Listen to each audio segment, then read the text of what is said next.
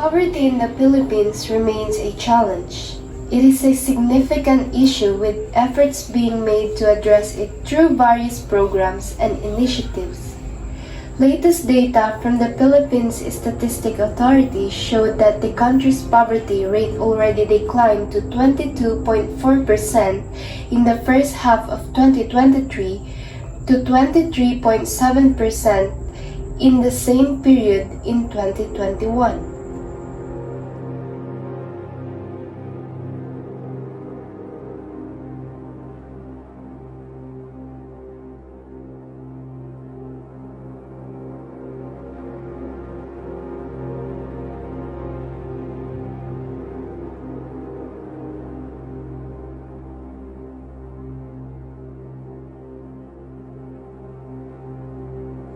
This is equivalent to 25.24 million Filipinos whose per capita income is not sufficient to meet their basic food and non-food needs, down from 2021's estimate of 26.14 million poor Filipinos.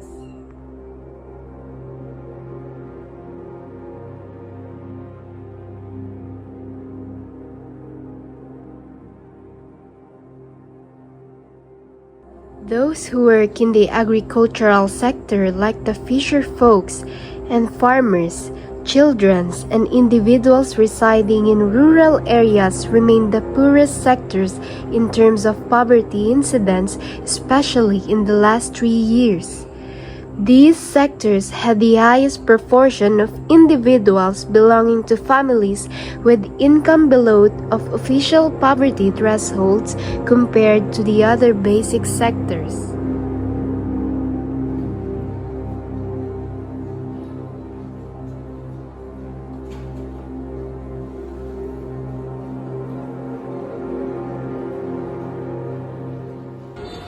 Gandang araw po tayo. Ano pong pangalan niyo?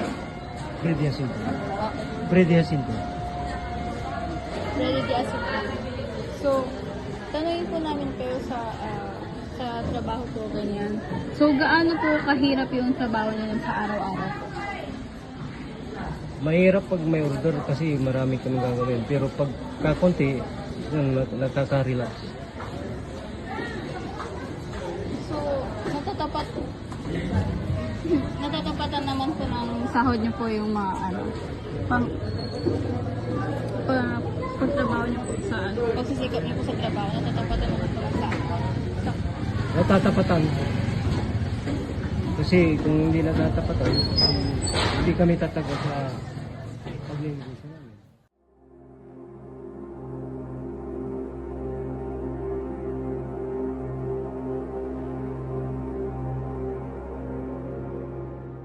Tay, pwede po bang sabihin niyo sa amin or ano po yung pangalan niyo po? Freddy Jacinto. Ilang taon na po kayo? Ilang Ilang taon na po kayong nagtatrabaho dito sa palengke po? almost 20 years. Sa 20 years po yun, pwede po ba kayong magkwento sa amin kung ano po yung mga nangyari sa taon na po yun? Dati, ang trabaho ko noon, hindi kami nagtitinda, nag-security ako noon sa Maynila. Ngayon, nung nagbakasyon ako, tinuruan ako ng nag-dibon ng bawang sa mag-iwa. Kaya mula noon, nung natutunan ko, nag-resign na ako. Kaya dito na lang tinutukan ko dahil maliit ang kinikita ko sa trabaho ko. Mas malaki yung nakikita ko sa ano. Tayo nung ano po ba na COVID-19, nagsimula na po ba kayo? Oo. Nagsimula na kami. Ano po yung naramdaman niyo noon? Ang naramdaman ko noon yung paghihirap sa pagpunta sa dito sa Dagupan dahil maigpit yung mga pulis na nagbabantay. Bago ka papasok rito mo, wala kang yung tawag doon, yung tusok na kontra sa COVID, hindi ka makakapasok. Sa araw-araw na kinikita niyo po, magkano po yung pinagkakataan niyo po sa isang araw? Noon, nung panahon ng COVID, malaki. Ang kinikita ko kasi, ilan kami nagtitinda rito. Tatlo lang kami nagbubukas dito. Kaya malaki. Pero sa ngayon, medyo lumiit na. Sa ano po ngayon, sa panahon ngayon, di ba po may inflation na po? Paano po yung sahod nyo po nagiging sapat? Paano nyo po pinagkakasya sa isang araw o isang linggo po? Basta yung, kung halimbawa, nakakita ko ng 700 kami. Yun, pinagkakasya namin sa sa isang araw yun. Kung may matitira, yun, may ipon kung may matitira. Pero nung nag-aaral na yung mga anak ko, halos nauubos na. Ilan po yung pinapaaral mo?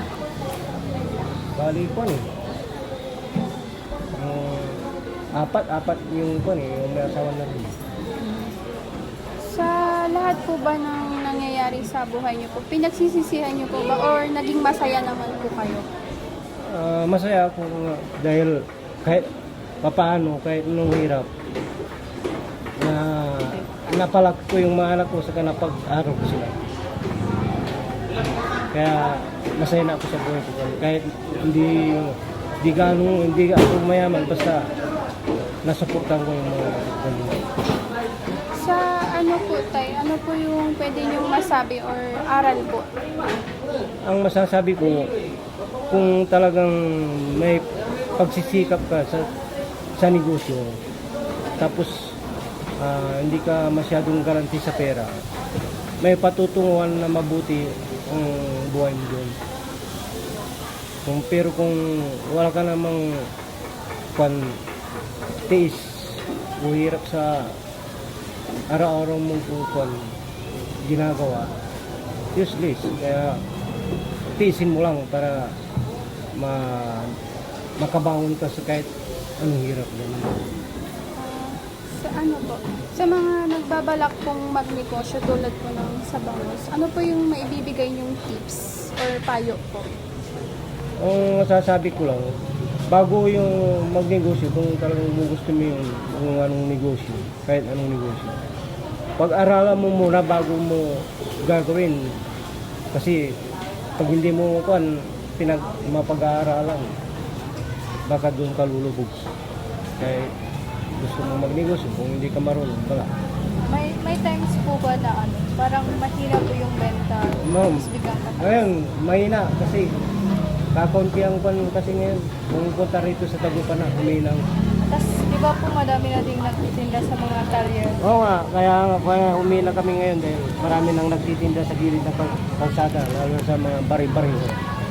Halos ang mga tao ngayon, tamad lang pupunta sa palengke kasi ay nagtitinda rin sa mga daan-daan. So, may ginagawa po ba kayong like pangdagdag po sa araw-araw na pangkabuhay niyo? Mayroon, kung minsan pumapasada ko ng kahit konti-konti, kung nakakita lang ko ng konti sa pasada, yun na, dadagdag ko. Sa mga po ngayon, ano po yung pangarap ninyo para sa inyong pamilya? Ang pangarap po sa pamilya ko, kung ano yung nadaanan ko na pamumuhay, mas higit pa nila yun ang gusto ko para hindi sila maghirap sa buhay. Ganun lang.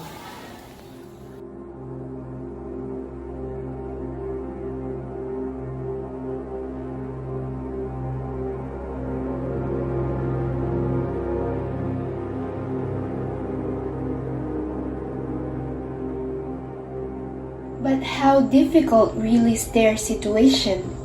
Is their efforts not enough why they cannot improve their lives? And who is truly at fault for their condition?